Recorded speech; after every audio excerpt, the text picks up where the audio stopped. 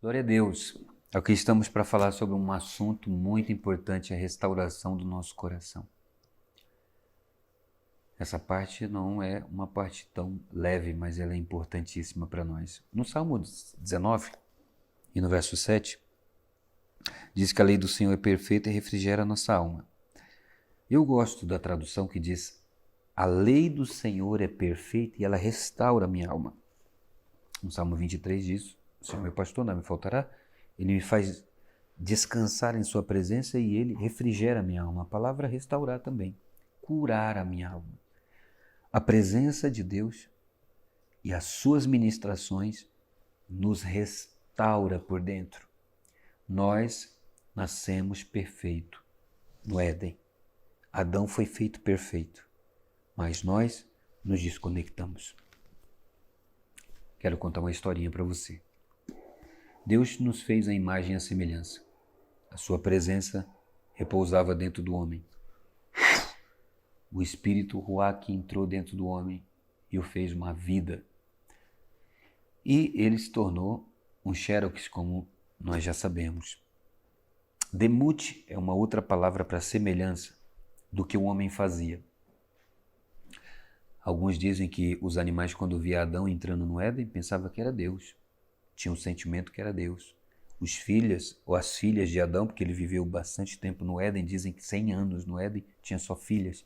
Pensava que era Deus entrando, de tanto que se parecia com seu pai. De verdade, ele o refletia. Um corpo de glória, uma vida de glória. Eva, por sua vez, igual, ambos tinham seu corpo de glória. Mas um dia, diz a Bíblia, que a serpente convenceu Eva. E Eva convenceu Adão. Eles pecaram, eles não passaram pelo teste de não comer o fruto. O não comer era um teste. Se eles fossem aprovados, Deus iria revelar para ele o que era conhecer o bem e o mal. Mas eles pegaram do fruto, não passaram no teste. A morte entrou, e a morte primeiro ela foi espiritual, e ela foi entrando até que fisicamente eles morreram. E eles, por representar Deus como um mimeógrafo, aquele aparelho que tinha o xerox do meu tempo, quando tinha defeito, ele mostrava uma imagem borrada. Quando tinha muito álcool, quando estava desregulado. Você sabe que tinha imagens, mas era borrado. O homem começou a ser assim no coração, com um pouquinho de Deus, mas borrado. Jesus veio mostrar de verdade como era o Pai.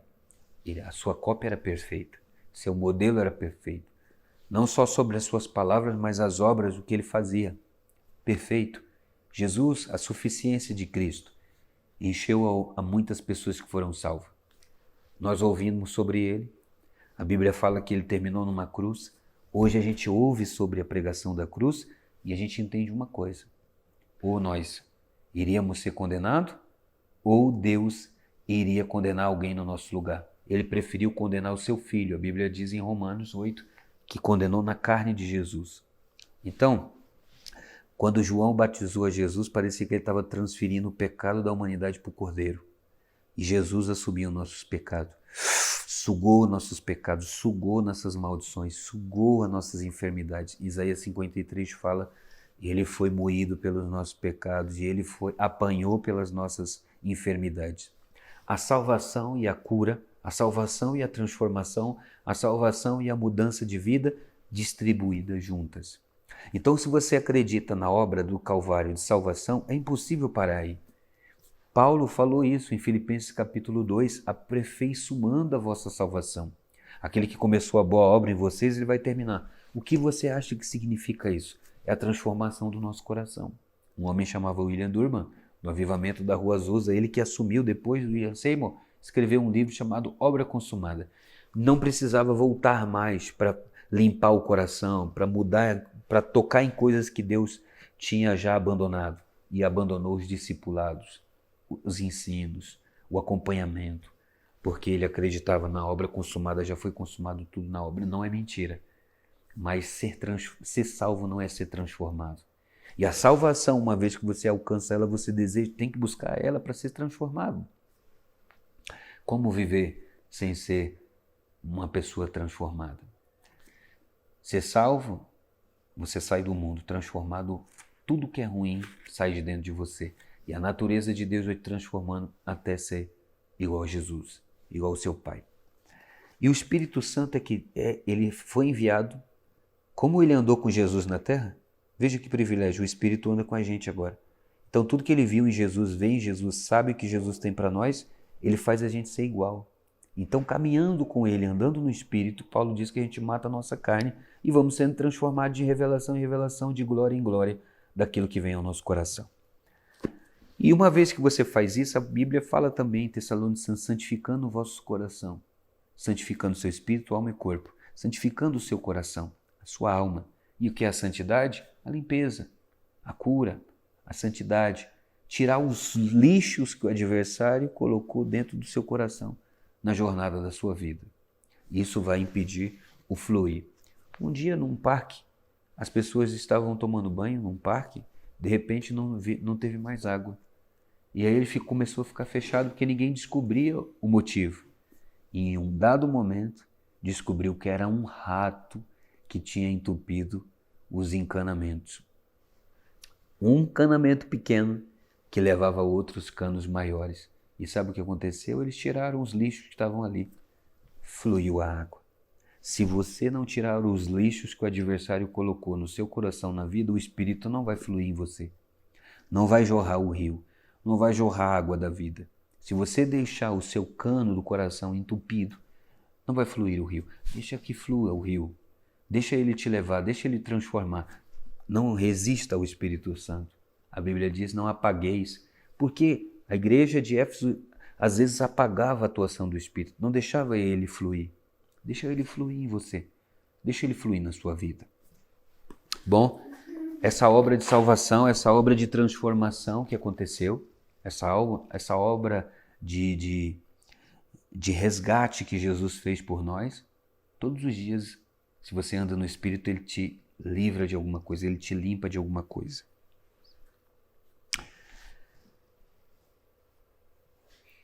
Se você parar para o ministério de Jesus, que ele fala em Isaías 61, ele fala, o Espírito do Senhor está sobre mim, ele me ungiu para pôr em liberdade os oprimidos e a curar os corações. Ele deseja curar o nosso coração. Uma vez que a gente se arrepende do nosso pecado, ele vai mostrando, você vai sendo transformado. A Bíblia fala que todos iam a João Batista, confessavam e eram perdoados. Eram perdoados. Marcos 1 diz, confessava e era perdoado. Limpava o coração antes de ser batizado. E quem sabe você deve estar se perguntando, eu sou um cristão, mas eu não tenho fruto de cristão. Jesus disse, eu te escolhi para você dar fruto. Isso não acontece com você. E, segundo alguns materiais de libertação, a gente entendeu e identificou 4 coisas que impedem de você dar esse fruto do amor, que veio da natureza de Deus para fluir no teu coração. A primeira coisa é a herança que você carrega. Essa é tão forte que impede muita coisa, que dá raiz. A segunda coisa é o seu coração. Tudo que está registrado no teu coração. Quem é você? O caráter é os seus valores. A personalidade é o que você gosta. Quem é você? Se você é alegre, se você é fleumático. E assim segue, você sabe. E a terceira coisa é a mente. Às vezes uma mente que não é renovada, uma mente que tem pensamentos errados sobre Deus. Jó disse, né? Receberíamos o bem que vem de Deus, não o mal que vem de Deus, e Deus não deu aquele mal. E a libertação, que é quando a gente coloca o adversário para fora, onde ele tem legalidade na nossa vida. A Bíblia diz, não dê lugar ao diabo, é a palavra topo, de topografia, terra. Não dê terra para o adversário. E ele fala como?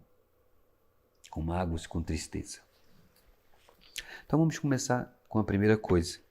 Eu quero falar sobre herança. Primeira ministração que eu quero falar dessa parte é sobre herança. Como a gente recebe as nossas heranças? Nós recebemos primeiro pelo nosso DNA, certo? Fizeram pesquisas e descobriram que no nosso sangue pode até ser constado 200 nações no nosso sangue. 200 nações que pode ser encontrada aqui, dentro de um sangue. Gerações, gerações e misturas e misturas. Primeiro é o nosso DNA. A formação da nossa família e os valores que a nossa família tem. Como ela vivia, o que ela fazia, como ela falava, como ela agia. Freud disse, o ambiente forma o caráter. E o ambiente que você tem, geralmente formou este lugar. Eu conheci uma pessoa que todas as vezes ela queria mudar, ela não tinha paz. E um dia eu perguntei, por que você sempre vê defeito nas casas? Ela disse, eu nunca tive casa quando era pequena, eu sempre me mudava. Ela nunca sentiu um lugar onde pertencia. Que ambiente difícil que ela viveu na sua infância e isso ela levou para o seu futuro. E a última coisa que nós temos que pensar é aquilo que nós plantamos nos nossos pais, com honra ou desonra, isso vai voltar para nós. Se você planta coisas boas, isso vai voltar para você. Você não pode esquecer uma coisa. Todos os lugares que nós fomos feridos na vida, nós ficamos presos. Então, numa administração de herança assim, teve coisas que prendeu a nossa vida, numa ferida, num machucado, na perca de alguém. Nós ficamos presos aí. Isso chama região de cativeiro, onde você está preso e precisa ser livre disso. Pedro foi liberto e a Bíblia diz que abriu todas as portas e ele saiu de lá. Suponhamos que tinha 7 portas. Ele saiu pela primeira, não podia dizer que estava livre, nem a segunda, nem a terceira, nem a quarta, nem a quinta. Só na 7ª. Tem pessoas que já perdoou uma coisa, 2, 3, 4, mas ainda não rompeu. Não rompeu tudo. Quem sabe você precisa passar pela 7ª porta. Quem sabe agora é a hora de você passar pela 7ª porta. Então, estuda, mapeia o teu coração. Faz um inventário de todas as dores que você já teve e vê se você ainda não está preso ali, se não tem sonhos com isso. Isso chama região de cativeiro. É tão gostoso quando a gente é livre. Há um filme que chama Quarto do Jack. Quarto de Jack. Este filme ele é tenebroso, em primeiro lugar, porque é uma mulher que vive em cativeiro há muitos anos sequestrada. E o filho dela nunca viu a luz. E quando ele vê a luz, ele até se assusta. Não está acostumado com relacionamentos. A vida inteira dentro daquele lugar. E ela nunca mais consegue nem passar ali perto. Porque ela ficou presa emocionalmente naquele lugar há muitos anos. E ela vai para outros lugares, mas está no quarto ainda. Ela vive outras coisas, mas está no quarto.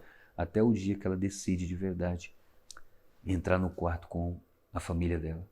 E ela olha aquele lugar, o homem está preso que pressionou ela, que até abusou dela. E ela entra com a sua família e sai com a sua família.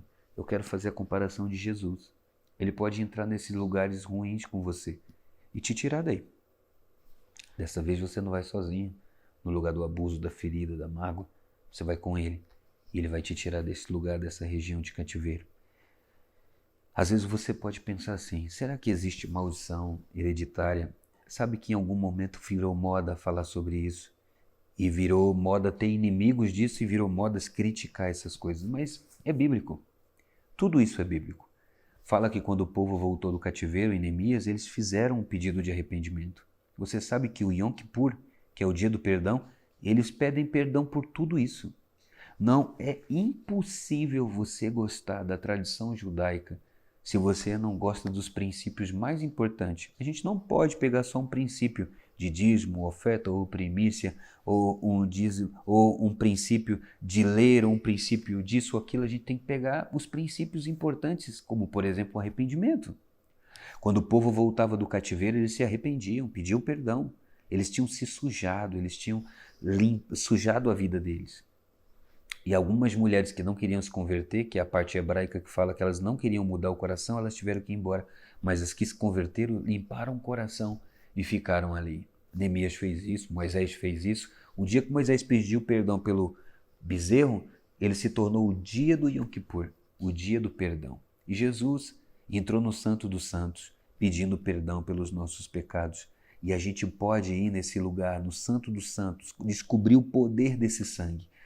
Quando eu era um novo convertido há 20 anos atrás, se falava do sangue de Jesus muito. Hoje não se fala muito sobre o sangue de Jesus. O sangue de Jesus ainda é vivo.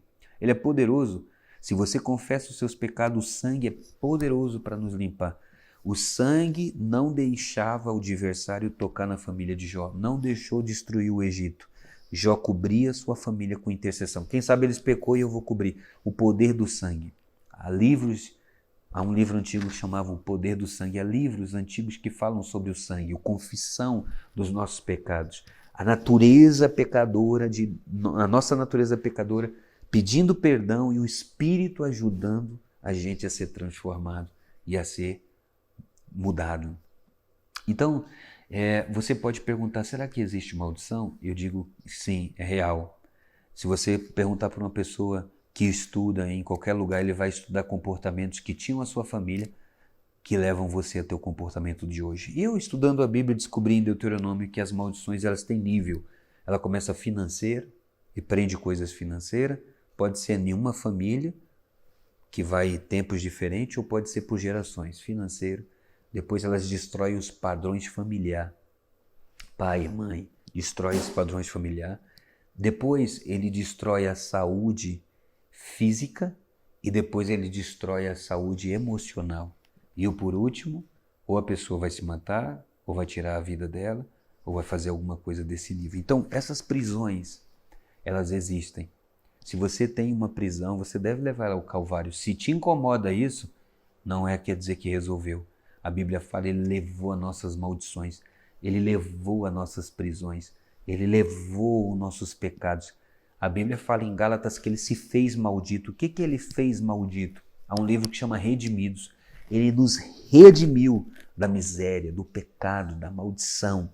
E tudo que estava na lei, que a gente não obedeceu, gerou prisões. A palavra maldições é prisões. E a palavra bênção significa liberar, permitir, delegar, autorizar.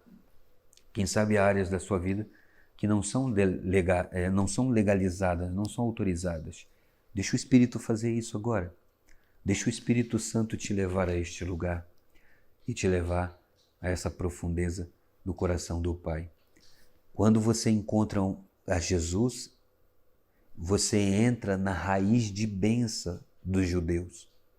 Por isso Paulo disse, Abraão recebeu uma promessa que o seu descendente singular ia ser abençoado, Jesus. E esse descendente iria espalhar a bênção.